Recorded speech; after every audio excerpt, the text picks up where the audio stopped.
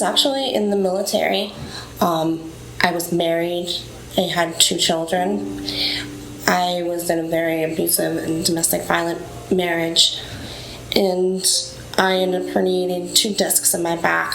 Well, he did, and I was prescribed pain medication, and that's where life started to take me. It numbed everything else out. So it looked really pretty from the outside, but it was a mess on the inside. And after that happened, it went from living a beautiful life to sleeping out of a car and being hospitalized 3-4 times a week.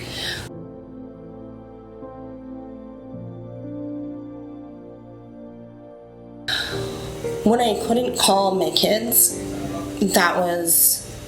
I could not say I'm sorry anymore, because somehow I justified in my head when I called my daughter, she's 15 now, that as long as I said, she said, "It's okay, Mom," I'd say, "No, it's not," because I didn't want her to think that a behavior like that is okay. So low points were definitely calling and hearing that disappointment in her voice. No will to live anymore. I lived in a really small town, and my family no longer communicated with me. I was bouncing from place to place. I did not have a home. I had suitcases. Yeah.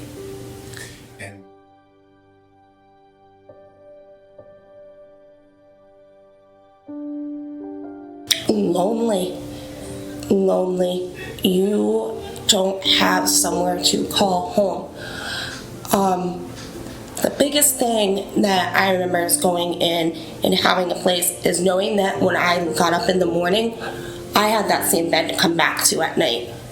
I didn't have that when I was out there. It was worrying about where I was going to put my head that night. I never had a sound sleep until I was here. And I knew that when I woke up and went about my day, I was coming back to my space and I could rest my head. I knew my kids were safe. I knew I was safe. You don't know where you're going to be from day to day. You don't know if that place is going to be there at the end of the day. You don't know if that meal is going to come. It's to be able to cook a meal again in a house. It's taken me a lot because it was heart-wrenching to actually begin to cook in a home, because it was something foreign to me for so many years. And it's just, you don't understand the loneliness, and you definitely, you're alone. That's 1,000 that you're alone. Life is not something you care about anymore. You give up on it. And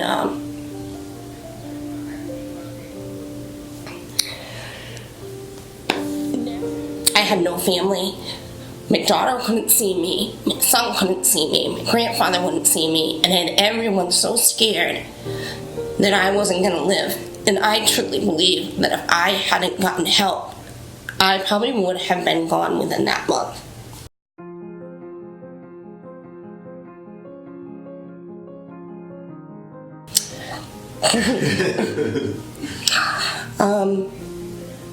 I want to thank you. I don't think there's enough thank yous in the world. She's blessed. And no matter what, I hear her in my head all the time telling me that I don't have to settle, and there's always more, and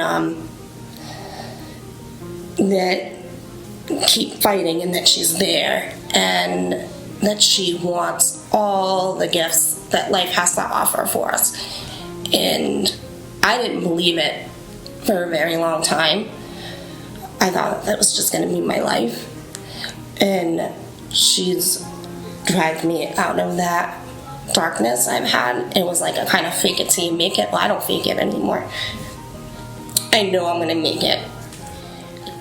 She reminds me, you're sober, you're in a home, you're safe, your kids are safe, and you're alive. And she keeps my head and my heart and my feet where they're supposed to be at all times.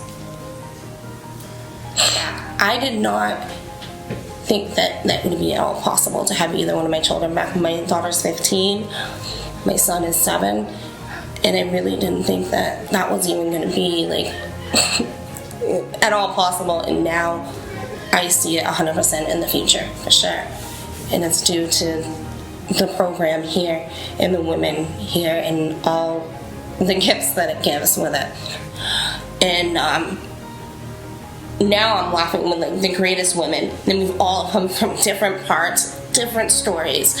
We all come to a common place, and it's definitely the first time, like I said, in a very long time, that I feel like I'm exactly where I need to be at the right time, and that my future looks really, really good.